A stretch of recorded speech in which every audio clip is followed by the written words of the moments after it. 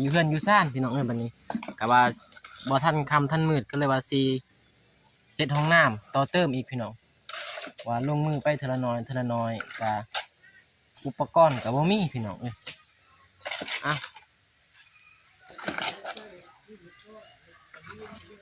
หันหน้าตามนี่ก็สบายดีสวัสดีเด้อพี่น้องเบิดสุขคนบ่ว่าจะเป็นภายในหรือว่าต่างประเทศก็กราบสบายดีสวัสดีพี่น้องเข้าสู่ช่องบ่าวซ้ายชาแนลพี่น้องมื้อนี้ก็สิมาก่อพี่น้องกับบ่าวมิกแล้วก็พี่น้องแน่เพิ่นมาช่วยมายืนเบิ่งก็ดีใจพี่น้องเอ้า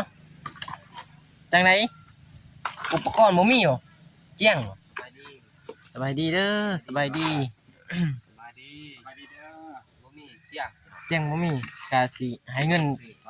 บ่าวมิกเพิ่นไปซื้อเจี้ยงพี่น้องเดี๋ยวเพิ่นออกไปซื้ออ่ะ คือว่ามีแหละก็ได้เกี่ยวเอาไปสับสหาสาวพันก่อนอย่างมันสาวพันกับสาวหา อ่ะ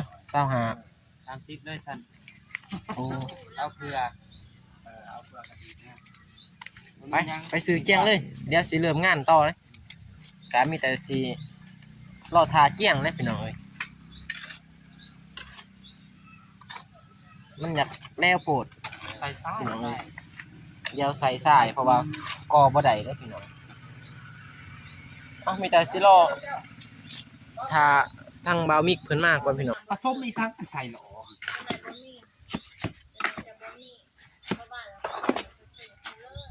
ผสมใส่หลอกก้อนมันยังบ่ทันลาย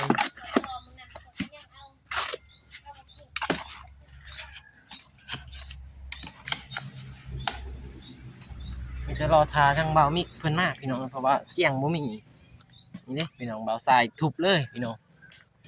เพราะว่ามันสูงแล้วก็สิเพิ่นสิเทเอาพี่น้อง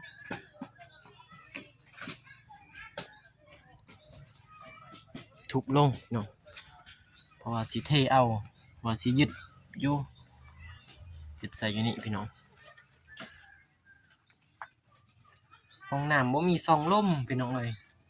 บ่ใส่บ่ได้เบิ่งบ่ได้สังเกตคิดว่ามีซองลมโอ้บ่มีซองลมพี่น้องว่ามีซองลมเพิ่นพอดีพี่น้องนี่บ่ใส่ทุบแต่บ่ใส่บ่ได้ถ่ายพี่น้องบ่ได้จับกล่องบ่มีคนจับกล่องให้พี่น้องเอ้ยก็เลยบ่ได้ถ่ายมีแต่สิรอท่าทางบ่าวมิกเพิ่นมาแล้วก็สิใส่เหล็กพี่น้องเอ้ยใส่เหล็กเพราะว่าสิตัดรังใส่เหล็กยึดตัดรังมันพี่น้องเอ้ยทางนี้มันก็มีเหล็กอยู่พี่น้องนิดนึงเหล็กทางบ่าวสายทุบบางยานพี่น้องแต่บ่ได้ถ่ายเพราะบ่มีเพิ่นก็บ่วางแน่พี่น้องเลยบ่าวสายทุบบ่ได้จับกล้องนี่บ่าวสายทุบพี่น้องทุบออกแล้วก็สิใส่เหล็กอยู่นี่พี่น้องใส่เหล็กขึ้นไปแล้วก็สิจับหลังคามื้อนี้มีแต่สิใส่เหล็กก่อนพี่น้องใส่เหล็กไว้แต่ละแจ้แต่ละมุมเพื่อให้มันยึดหลังคาพี่น้องเอ้ยทางหน้านี่ก็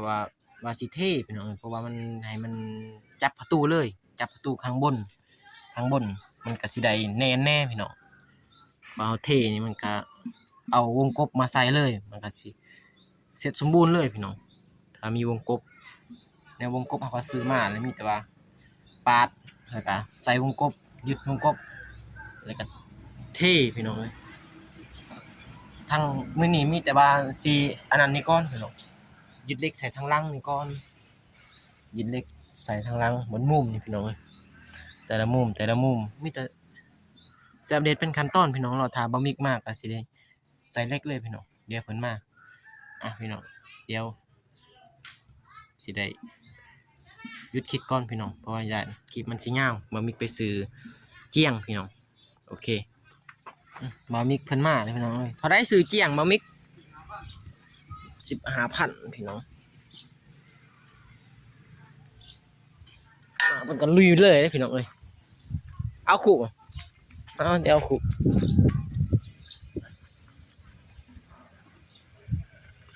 มือนี้ใส่เล็กก่อนพี่น้อง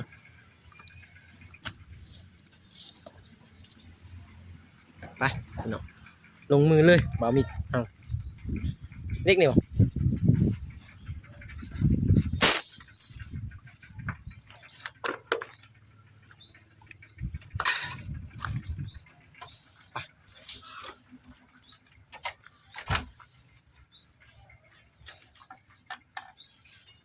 มีใส่เล็กก้อนพี่น้องเพราะว่า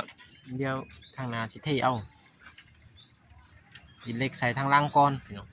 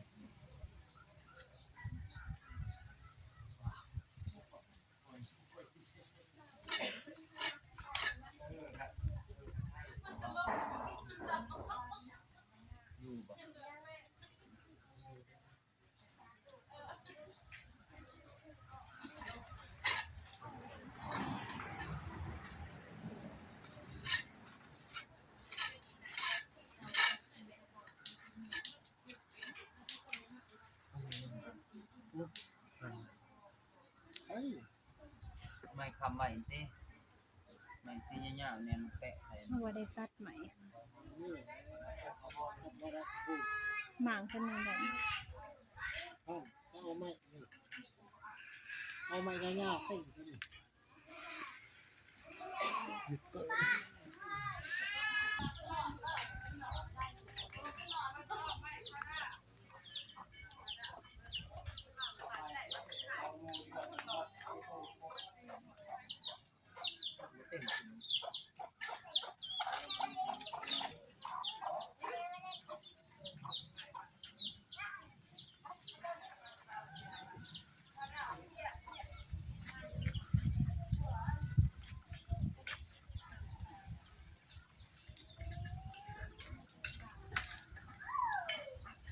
ชำนาญดอก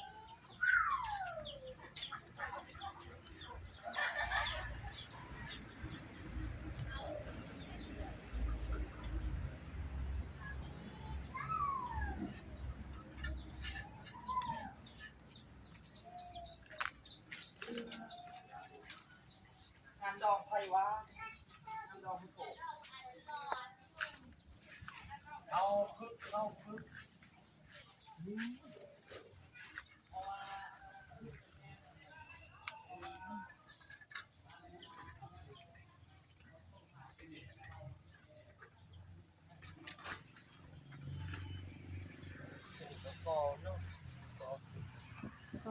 เอ็มด้วยนะ เล็กยังบ่อยู่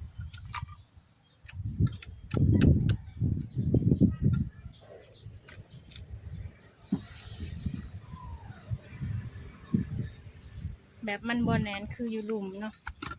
เดี๋ยวพูดบ่ได้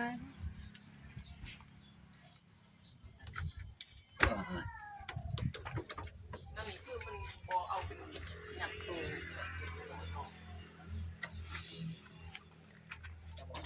ยัดดูเท่าไหร่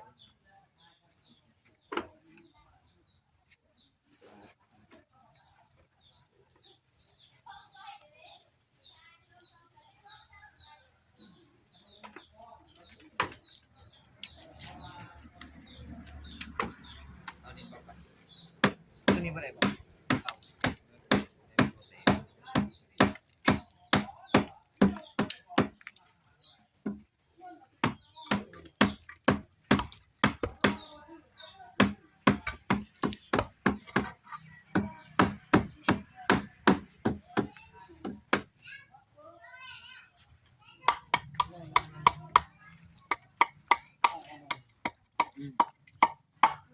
นี่แหละเอาทำไมแล้วนะเปิดสิเลียต่อฮะ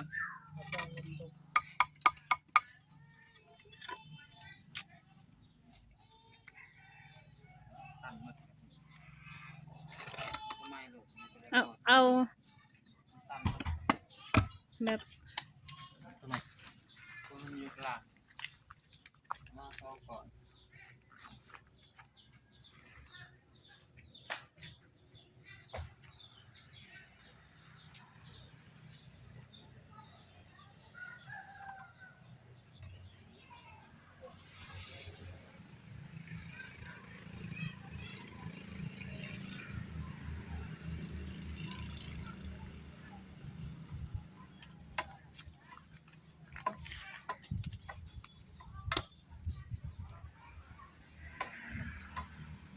สูงก่อน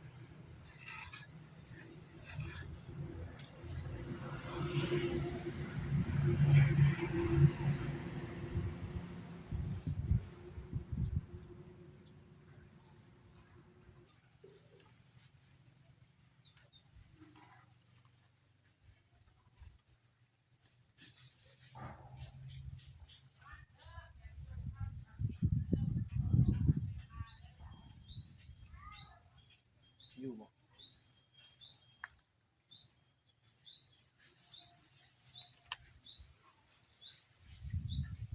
เอาคำบอกพี่ปานเบิ่งไหนเบิ่งนี่บ่นี่ในตาปุ๊บปุ๊บ เบิ่งนี่ปาด นี่ในปาน เบิ่งนั่นผู้นั้นเบิ่งนั่นผู้นั้นเบิ่งนั่นผู้นี้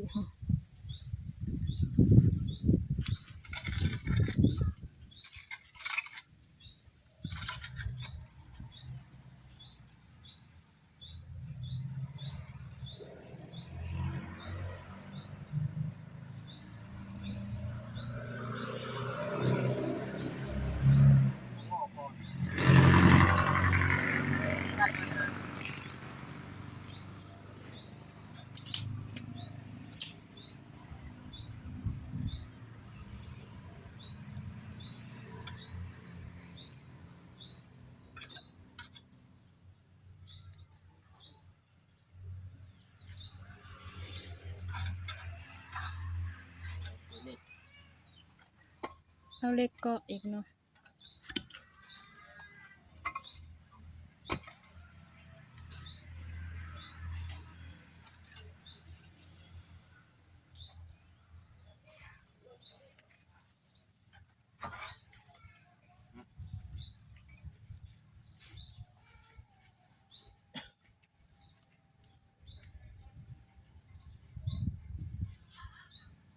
เอ๊ะซื้ออะไรฟังนี่ซื้อตั้งมาที่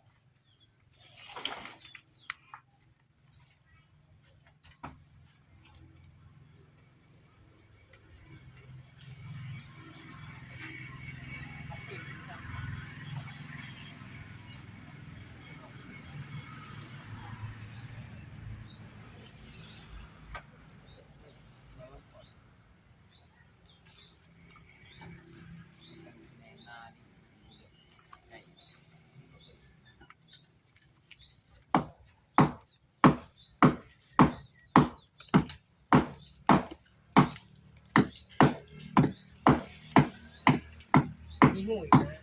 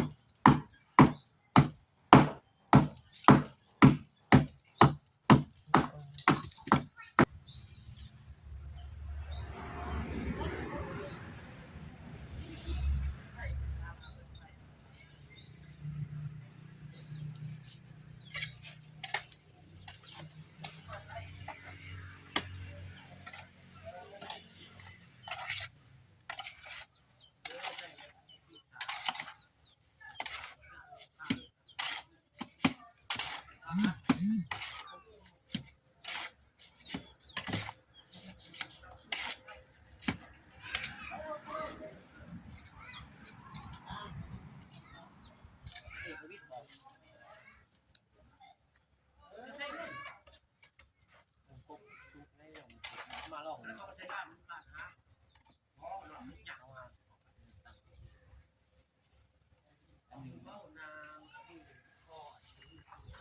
เอากบลองกัน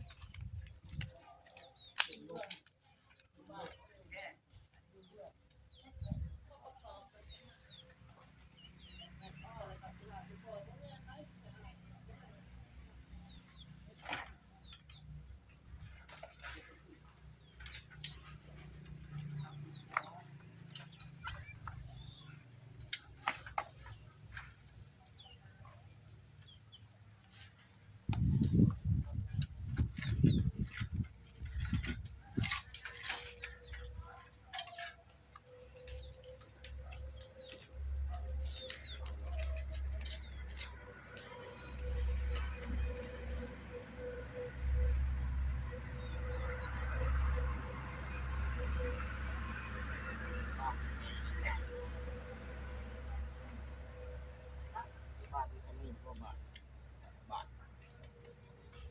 บ้านมันมากกว่าบ้านเนี่ยความสูงเข้าหนาดินมาทำได้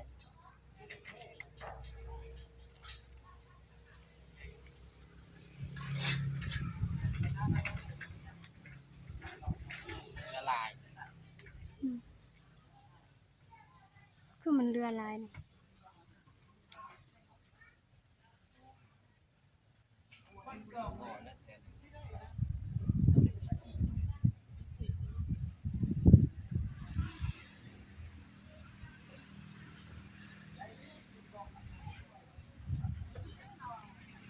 พี่น้องมีแต่เท่านี้แหละ ใส่จะเลย เบาใส่กับเบามิกกับที่ไหนคลิปพี่น้องเพราะว่า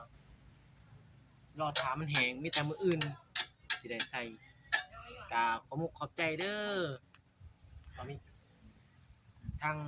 แม่ไม่ที่ฝากเงินมากะจงมีแต่ความสุขความเจริญเด้อแม่ไม่